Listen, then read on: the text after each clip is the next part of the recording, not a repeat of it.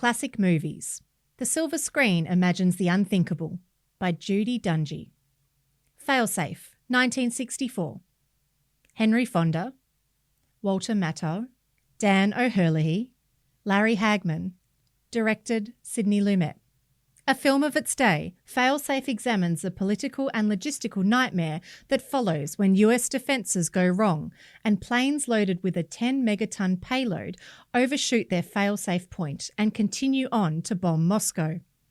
Originally, Failsafe and Stanley Kubrick's Dr. Strangelove were due for simultaneous release. However, as both films shared a similar plot device, they became embroiled in court proceedings, thrashing out claims of plagiarism for many months prior to their release. Dr. Strangelove, naturally, won the day, and Failsafe was delayed for 6 months before its sombre storyline was revealed to the public. Interestingly, this delay meant that the film was in theatres during the 1964 Goldwater-Johnson presidential election campaigns. Goldwater, an unabashed hawk, was defeated by the less warlike Johnson, and Failsafe, as well as the beginnings of the Vietnam War, is widely credited with having turned electors against the idea of nuclear war, winning the day for President Johnson. It is also true that the 1960 Cuban Missile Crisis was still playing on the minds of electors at that time. The pervasive threat of thermonuclear war pretty much underpinned every aspect of the 60s zeitgeist. And with Peter Sellers having so meaningfully lampooned this fear just 6 months before, Failsafe now delivered the final, unfunny, this is really happening blow. People understood, and they were scared. The film starts slowly, as Walter Matthau holds partygoers' attention while he expounds on his philosophy of limited warfare. This idea had been taking root in the early 60s as a way of justifying nuclear war and soothing the frayed public nerve. The US can afford to lose 100 million people and still win any nuclear war, as there would be enough remaining population to ensure American civilization continued. Easy to say when you were assured of a seat in the White House bunker.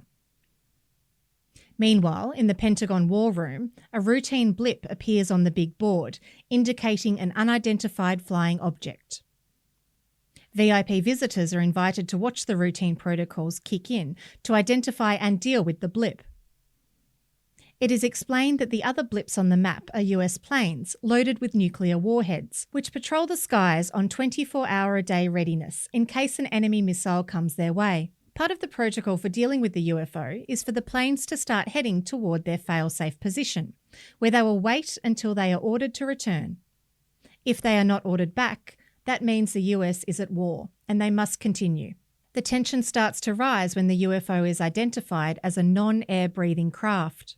A commercial plane, suggests one of the VIPs. The generals exchange glances. Or a rocket? They dare to breathe. The planes reach their failsafe. The UFOs are identified. All is well, but when the recall message is sent to the planes, there is a flash and electronics failure. The pilots do not receive their recall. Communications fail. As their pilots are trained to do, the planes continue past their failsafe points, on their way to Moscow with 10 megatons of bombs. At this point, we meet the president and, thank goodness, it is Henry Fonda. He takes over proceedings from a bunker deep in the earth. The situation is this. The pilots are so well trained and the protocols so airtight that, even though communications have been restored, the pilots cannot be recalled. Even a direct call from the president won't work. His voice can be imitated. The planes will continue on to Moscow, and Moscow will inevitably respond with nuclear attacks on the US, and all-out thermonuclear war will take out humanity.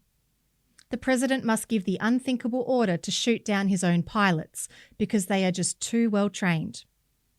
The president rings his counterpart, the Soviet president, to try diplomacy. With Buck, his trusted interpreter, alert to every nuance of the Soviets' language and presentation, POTUS pleads for understanding and cooperation to deal with the situation. Unthinkable becomes the watchword. What follows is not let's make a deal. What follows is edge-of-your-seat tension, unimaginable actions and consequences, and a realisation that a true leader is and should be, well, a totally superior person. Superhuman, because they will have to do what is inconceivable to the rest of us. It was nice to have an adult in the room. Perhaps that is what was missing in Dr. Strangelove. I despair of what would happen if this scenario occurred today. The film was remade in 1998, but I haven't watched it.